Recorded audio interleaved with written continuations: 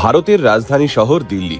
এই দিল্লি শহরের বাতাসে এক মুহূর্ত শ্বাস নিলে সেটা 20টা সিগারেট খাওয়ার সমান। হ্যাঁ, গোটা দিল্লি শহর পরিণত হয়েছে একটা গ্যাস চেম্বারে। লোকেরা ইন্ডিয়া গেট থেকে যন্তর মন্তর, সর্বত্র প্ল্যাকার্ড হাতে রাস্তায় নামছে একটু ভালোভাবে শ্বাস নেওয়ার জন্য।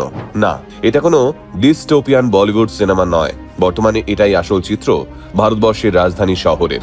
ইতিমধ্যেই দিল্লির এয়ার কোয়ালিটি ইন্ডেক্স মানে AQI 400 পার করেছে, যাকে সরাসরিভাবে মারাত্মক ক্ষতিকারক শ্রেণীতে ফেলা যায়। তাই বহু বাবা মা তাদের সন্তানদের বাঁচাতে দিল্লি ছেড়ে অন্যত্র চলে যাওয়ার কথা ভাবছেন।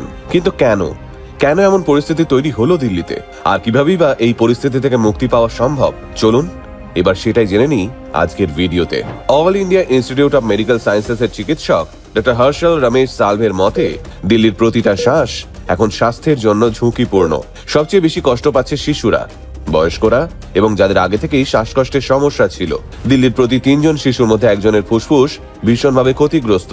অনেক শিশুই এখন হুইজিং কিডস নামে পরিচিত, যা হাঁপানিরই আর একটা নরম শব্দ। বায়ু দূষণের ফলে রাজধানীর বহু মানুষ শ্বাসকষ্ট, চোখ জ্বালা পোড়া এবং গলা ব্যথার মতো সমস্যায় ভুগছেন। ডাক্তাররা এও বলছেন, এমন চলতে থাকলে দিল্লিতে মাস্কও যথেষ্ট হবে না শ্বাস নেওয়ার জন্য। এদিকে দ্য ল্যান্ডসেট পত্রিকার একটি রিপোর্ট অনুসারে 2022 সালে ভারতে বায়ু দূষণের কারণে 17 লক্ষেরও বেশি মানুষের মৃত্যু হয়েছে। গত 10 বছরের পরিসংখ্যান দেখলে এই সংখ্যাটা 38 লক্ষেরও বেশি। এর থেকেই বোঝা যায় কতটা পরিবেশ সচেতন আমরা। প্রথমেই যে প্রশ্নটা মাথায় আসে, কেন দিল্লির দূষণ এত বাড়ছে? কারণ একটা নয়, একাধিক। এর পিছনে যেমন মানুষ দায়ী, তেমন প্রকৃতিও।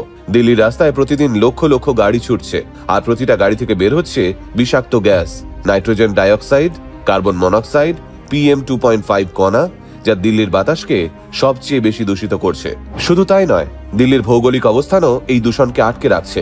উত্তরে হিমালয়, দক্ষিণে মালভূমি, আর মাঝখানে বেসিনের মতো অবস্থান করছে গোটা দিল্লি শহর। ফলে বাতাসে থাকা ধোঁয়া ও ধুলো সহজে বেরোতে পারছে না। আর বর্ষা শেষ হলেই উত্তর পশ্চিম দিক থেকে হাওয়া বইতে শুরু করে, আর তখন দেখা যায় এক অদ্ভুত উল্টো আবহাওয়ার ঘটনা, টেম্পারেচার ইনভার্সন। অর্থাৎ উপরে গরম বাতাস, নিচে ঠান্ডা বাতাস। ফলে দূষণকারী কণাগুলো মাটির কাছাকাছি আটকে যায়, উপরে উঠতেও পারে না। এইভাবেই দিল্লির আকাশ ঢেকে যায় ঘন ধোঁয়ায়, আর শহরটা পরিণত হয় এক বিশাল গ্যাস চেম্বারে।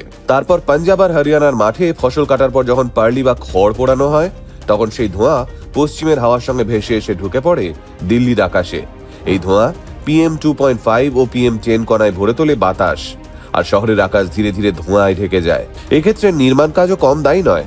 নয়ডা, গুরুগ্রাম, ফরিদাবাদ বা দিল্লির রাস্তায় যেদিকেই তাকানো যায়, চলছে নতুন ফ্লাইওভার, মেট্রো বা হাই রাইজ বিল্ডিং এর কাজ। আর সেই সব নির্মাণের ধুলো উড়ে বেড়াচ্ছে বাতাসে, যা আরো বাড়াচ্ছে দূষণের মাত্রা। এর সঙ্গে যুক্ত হচ্ছে শিল্প দূষণ। কারখানার চিমনির কালো ধোঁয়ার সঙ্গে বেরিয়ে আসা সালফার ডাইঅক্সাইড আর কার্বন মনোক্সাইডের মতো বিষাক্ত গ্যাস মিশে যাচ্ছে আমাদের ফুসফুসে। আর প্রতিদিন শহরের নানা প্রান্তে প্লাস্টিক, বর্জ্য, আবর্জনা খোলা আকাশের নিচে জ্বলছে। ফলে বাতাসে ছড়িয়ে পড়ছে ভয়ঙ্কর সব রাসায়নিক। শীতের মরশুম শুরু হতেই বাতাসে এই সমস্ত রাসায়নিক ধোঁয়াকে আটকে রেখে তৈরি করে ভয়ঙ্কর স্মগ, যা গোটা দিল্লি শহরটাকে ঢেকে দেয় ধূসর বিষে। শোনা যাচ্ছে দিল্লির এই ভয়ঙ্কর বায়ু দূষণ রুখতে নাকি সরকার একাধিক পদক্ষেপ নিয়েছে। তার মধ্যে অন্যতম গ্রেডেড রেসপন্স অ্যাকশন প্ল্যান বা GRAP। এটা অনুযায়ী দূষণের মাত্রা বাড়লেই শুরু হয় ধাপে ধাপে নিয়ন্ত্রণ, নির্মাণ কাজ বন্ধ, ট্রাক প্রবেশে নিষেধাজ্ঞা, ডিজেল জেনারেটর বন্ধ রাখা, স্কুলে ক্লাস অনলাইনে চালানোর নির্দেশ। সবই সেই পরিকল্পনার অংশ। এছাড়াও শহর জুড়ে বসানো হচ্ছে অ্যান্টি স্মগ গান ও ওয়াটার স্প্রিংকলার, যাতে রাস্তায় ধুলো কমে। সরকার 2026 সালের মধ্যে প্রায় 48,000 EV চার্জিং পয়েন্ট স্থাপনের লক্ষ্য নিয়েছে, যাতে ধীরে ধীরে শহর বৈদ্যুতিক যানবাহনের দিকে এগোয়। বলাই বাহুল্য, এই পরিস্থিতি একদিনে তৈরি হয়নি, কিন্তু সরকারের কঠোর পদক্ষেপ এবং সাধারণ মানুষের সচেতনতাতেই একমাত্র এই অভিশাপ থেকে মুক্তি পাওয়া সম্ভব। না হলে হয়তো এই বিষাক্ত ধোঁয়া একদিন ভারতবর্ষের অন্যান্য বড় শহরেও ছড়িয়ে পড়বে। তাই সমস্ত ভারতবাসীর কাছে আমার আবেদন, আপনারা সচেতন হন। প্রয়োজনে সরকারকে চাপ দিন, যাতে তারা পরিবেশ দূষণের বিরুদ্ধে দ্রুত এবং কড়া পদক্ষেপ নেয়। নয়তো আপনার আমার শহরও দিল্লি হতে বেশি সময় লাগবে না।